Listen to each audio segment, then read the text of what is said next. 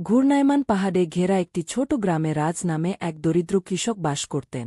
তিনি দিনরাত পরিশ্রম করেছেন তার পরিমিত জমিতে, শাকসবজি ও শস্য চাষ করে তার পরিবারকে খাওয়ান।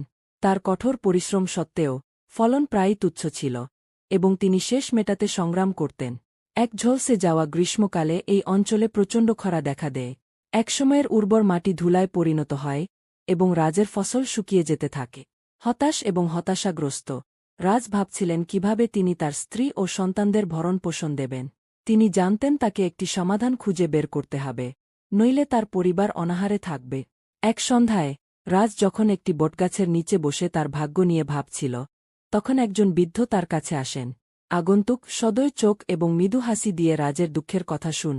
তারপর তিনি রাজকে বীজের একটি ছোট থলি দিয়ে বললেন, এগুলি যত্ন সহকারে রোপণ করুন এবং আপনার হৃদয়ে আশা করুন, তারা আপনার সমৃদ্ধি আনবে। সন্দেহপ্রবণ কিন্তু হারানোর কিছু নেই। রাজ বৃদ্ধের পরামর্শ মেনে চল।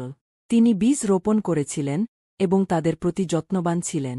অলৌকিকভাবে বীজগুলি রাজের দেখা সবচেয়ে বড় ফসলের মধ্যে অঙ্কুরিত হয়েছিল।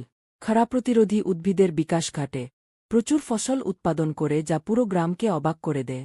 তার নতুন সমৃদ্ধির সাথে রাজ তার প্রতিবেশীদের সাথে তার উদ্বৃত্ত ভাগ করে নিয়েছিল, যাতে গ্রামের কেউ ক্ষুধার্ত না হয় তা নিশ্চিত করে। তার উদারতার কথা ছড়িয়ে পড়ে, এবং রাজ আশা ও স্থিতিস্থাপকতার প্রতীক হিসাবে পরিচিত হয়ে ওঠে। রহস্যময় বৃদ্ধ লোকটিকে আর কখনো দেখা যায়নি, তবে রাজ চিরকাল কৃতজ্ঞ ছিলেন। বিশ্বাস করেন যে তিনি তার অন্ধকার সময়ে একজন অভিভাবক দেবদূতের মুখোমুখি হয়েছেন। রাজের গল্পটি গ্রামে একটি কিংবদন্তি হয়ে উঠেছে, একটি অনুস্মারক যে আশা এবং দজা এমনকি সবচেয়ে খারাপ পরিস্থিতিকে আশীর্বাদে পরিণত করতে পারে।